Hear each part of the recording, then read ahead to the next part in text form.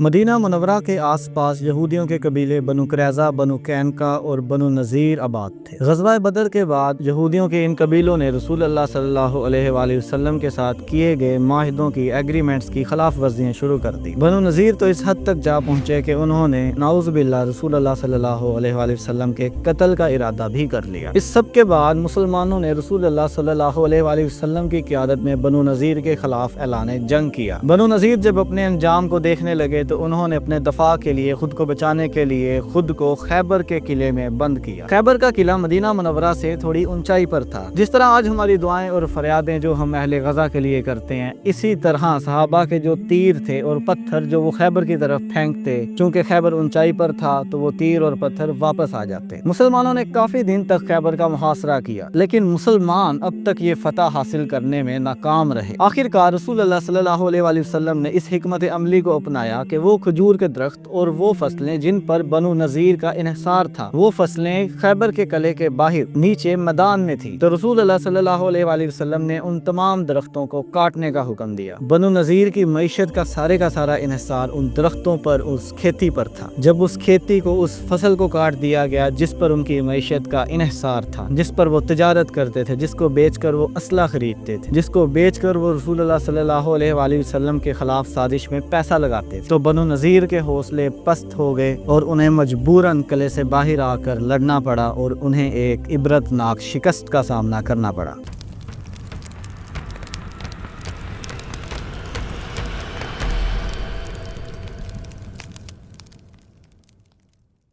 غیرت زدہ تو ڈوب گیا ایک ہی بوند میں، بے غیرتوں کو کوئی سمندر نہیں ملا۔ آج دنیا جس دہانے پر پہنچ چکی ہے، آج وہ لوگ، وہ قوم، وہ امت جس کے بارے میں اقبال نے کہا تھا، تو ہی کہہ دے کہ اکھاڑا درے خیبر کس نے، شہر کیسر کا جو تھا اس کو کیا سر کس نے، توڑے مخلوق خداوندوں کے پیکر کس نے، کاٹ کر رکھ دیے کفار کے لشکر کس نے ٹھنڈا کیا آتش کدہ ایران کو، کس نے پھر زندہ کیا تذکرہ یزداں کو، کس کی ہیبت سے صنم سہمے ہوئے رہتے تھے، منہ کے بل گر کے واللہ احد کہتے تھے۔ اس قوم کا، اس امت کا، ان لوگوں کا آج دشمن نے جو حال کیا ہے، ہونا تو یہ چاہیے تھا کہ یہ قوم، یہ ملت، یہ مردہ ضمیر اور ایمان فروش امت اپنی اس عبرتناک اور اس قدر ضلالت و رسوائی سے بھری شکست کو دیکھ کر، اپنی عزتوں کے جنازے دیکھ کر یہ قوم ہنسنا بھول جاتی، ان کی راتوں کی نیندیں اڑ جاتی۔ لیکن ہماری یہ نوجوان قوم، یہ قوم جس کے جاگ جانے سے پوری دنیا ڈرتی ہے،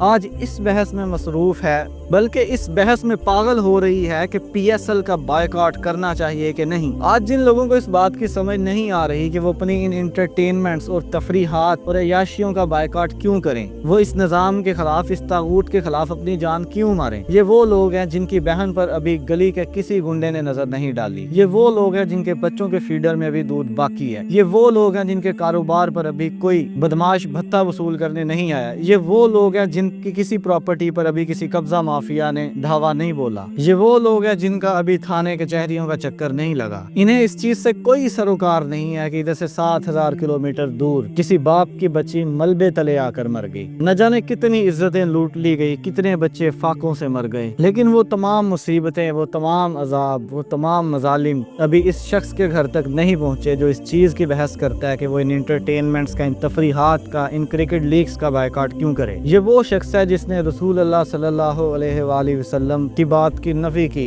رسول اللہ صلی اللہ علیہ وآلہ وسلم نے فرمایا تھا، یہ امت مسلمہ ایک جسم کی طرح ہے، اگر کوئی جسم کا ایک حصہ درد کرتا ہے تو پورا جسم بے چین ہو جاتا ہے۔ جس دن پاکستان ایٹامک پاور بنا تھا نا، اس دن فلسطینی بچے واحد تھے جنہوں نے جشن منایا تھا۔ اس دن ان بچوں نے اپنے ہاتھ میں پتھر پکڑ کر اسرائیل کو یہ پیغام دیا تھا کہ تم ہمارے ہاتھوں میں ان پتھروں کو نہ دیکھو، اب ہم ایک ایٹمی طاقت ہے، ہم تمہیں بتائیں گے کہ تمہارا پالا، تمہارا واسطہ کس قوم سے پڑا ہے۔ لیکن آج اس جشن کو کوئی 25-30 سال گزر گئے، وہ بچے نہ جانے جوان ہوئے یا نہیں ہوئے، نہ جانے انہوں نے اگلی صبح دیکھی یا نہیں دیکھی، نہ جانے وہ آج تک انتظار کر رہے ہیں، لیکن یہ قوم، یہ امت کبھی ان کے پیچھے نہیں گئی۔ اس ساری ذمہ داری، یہ سارا قصور، یہ سارا ملبہ صرف حکمرانوں پر مت ڈالیں۔ یہ وہی حکمران ہے جو ہر 3 سال 4 سال بعد آپ کے پاس آتے ہیں اور آپ انہی حکمرانوں کے ساتھ سیلفیز لیتے ہیں، آپ انہی حکمرانوں کے ساتھ کیمپینز کرتے ہیں، آپ انہی ہائی ویز، انہی میٹروز، انہی 2-4 گٹر کے ڈھکن ڈلوا کر وہ آپ کو خریدتے ہیں۔ آپ کا نعرہ آج بھی روٹی کپڑا اور مکان ہے، آپ کی فوقیت آج بھی آپ کی قوم، آپ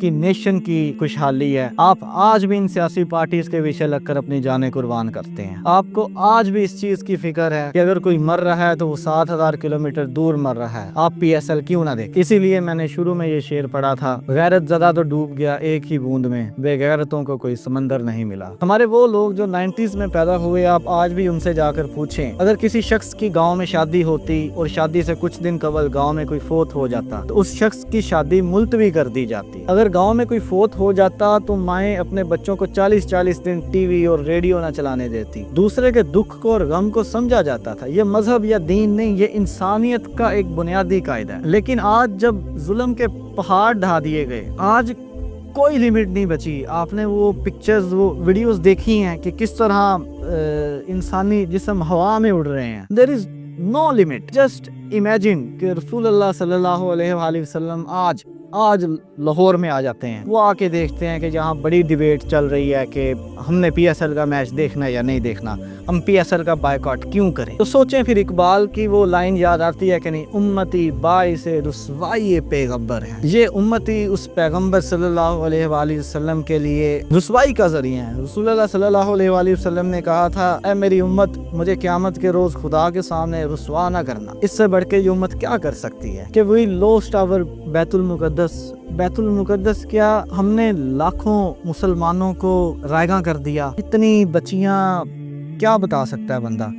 اور ہماری کیا کہتے ہیں مینٹیلٹی دیکھیں، کہ ہماری ترجیحات دیکھیں، ہماری ڈیبیٹس کے موضوع دیکھیں کہ ہم بائیکاٹ کریں یا نہ کریں۔ ہاں، کچھ چیزیں ایسی ہیں آپ ان کا بائیکاٹ نہیں کر سکتے، آپ ان پر ڈیپینڈ کر رہے ہیں، آپ کا قصور نہیں ہے، آپ سے پچھلی 2-3 جنریشنز نے کچھ نہیں کیا، ہم ٹیکنالوجی میں اتنے ایڈوانس نہیں ہو سکے، ہم نے اپنا کچھ نہیں بنایا، ہم ٹوٹلی اغیار پر ڈیپینڈ کر رہے ہیں۔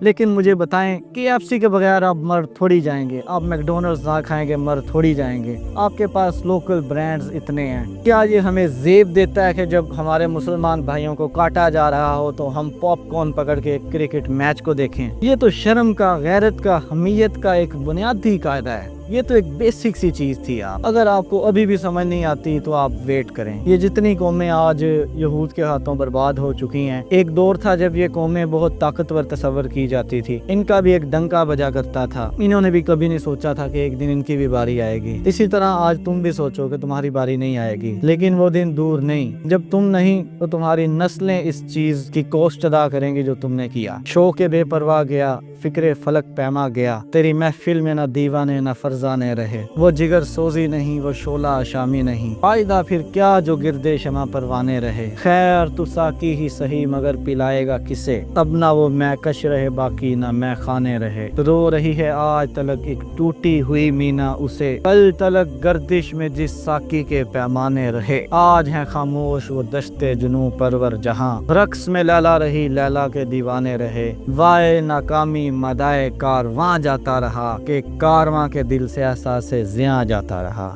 خدا ہمارے حال پر رحم کرے۔ جزاک اللہ۔